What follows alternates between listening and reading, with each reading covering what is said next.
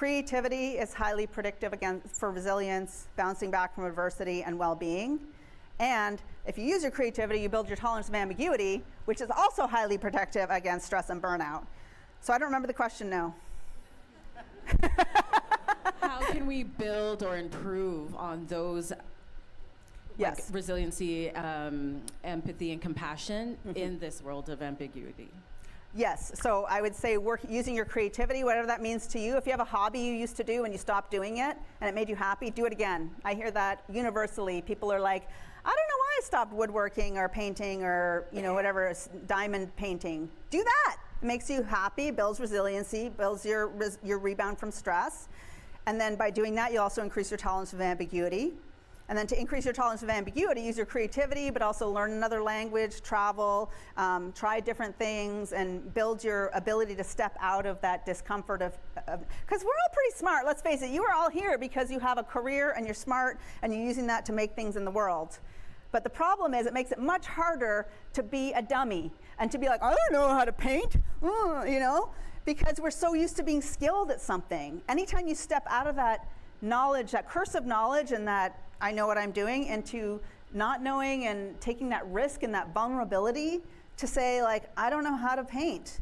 That helps to build, I think, your resilience and your empathy as well. Hopefully that's an answer.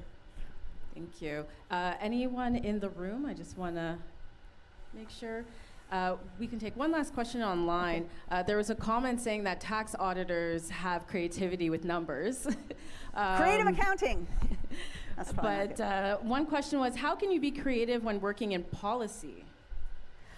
How can you be, so like in a regulatory environment or something where it's how you implement that policy. How do you meet? Like when you're creating that report, are you using other tools? Because I believe that many of you are able to use AI within the government context. So how are you using AI to brainstorm that policy? Or how are you implementing it? How are you communicating that policy and sharing that? Maybe you make a video, maybe you have some new tool that structures the policy in a new way. There's so many different ways to be creative. A lot of people ask me in health and safety, there's no room for creativity.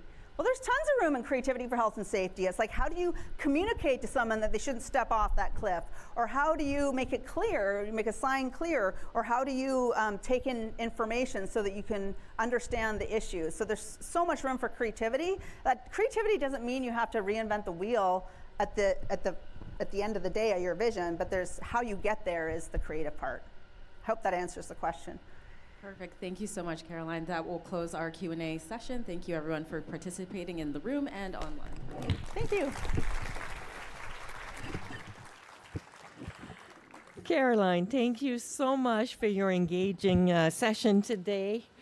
My takeaway is if we let people be creative, we improve our retention of staff and prepare them to deal with ambiguity at the same time. So thank you for that.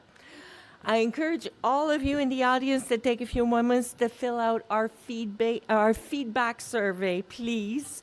It helps us tailor sessions for the future to you, all right? There's a QR code there. You can also do it with the app. And it's now lunchtime. We'll be returning at 1:30 with 3 more fantastic sessions. Thank you, and we look forward to see you then.